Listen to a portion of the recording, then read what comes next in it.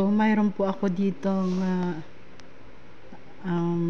reading materials out of Butterfly. So, ang ginawa ko po, nag-copy paste po ako ng mga butterfly. Then, nag-cut out na lang ako ng mga circle na shapes. Then, sinulatan ko ng mga words, mga pantig na magagamit sa pagpapabasa ng mga bata. Katulad nito, may add. So, itinikit ko siya doon sa butterfly. Then, kinat out. Yung iba, ginamitan ko na lang ng carton para dikitan, para tumigas siya pag ginamit. Then, yung iniba, nilaminate ko. Yung iba naman, scotch tape kasi marami siya. Naubusan ako ng laminating film dito. And then,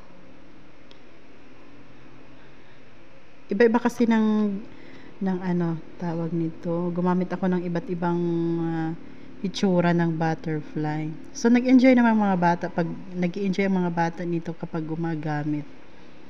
Then, ang material ko dito, yung isang material, yung mga popsicle sticks. Ang nilagay ko naman sa popsicle sticks, nag-cut out ako ng mga bilog na at ako ng yellow na colored paper. Din sinulatan ko ng mga pantig. Ang ginamit ko English for CVC words reading. May at, eb, all, at, ayan. So, ayan, marami siya. Nag-enjoy yung mga bata nito pag ginagamit namin. So, nasa popsicle sticks naman, ang ginamit ko, gumamit ako ng glue gun.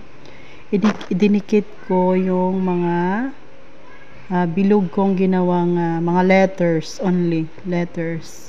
Yung mga vowels.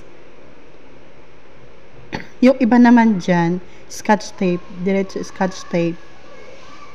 Ayan. S, L. Basta lahat ng mga consonants, letters. Mga consonants lang. Ayan. So, yan ang example ko ng reading materials. Pwede rin yung magamit yan pag catch up Friday.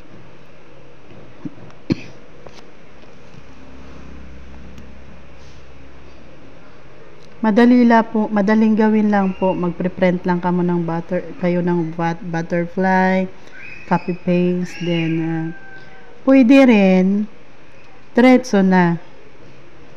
Naglalagay lang kayo sa ibabaw ng butterfly ng mga round na shape, then susulatan nyo na lang ng mga pantig. Halimbawa yan, vat, rat. So yan, nag-i-enjoy talaga kasi mas makulay siya, colorful. Pwede sa mga bata na nasa lower grade. Yan.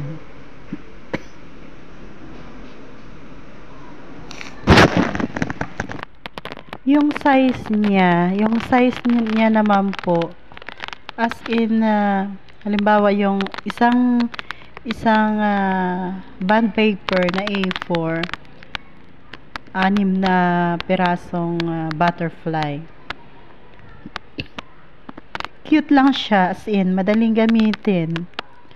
Pwede rin po siyang for remedial class. One-on-one na pagtuturo.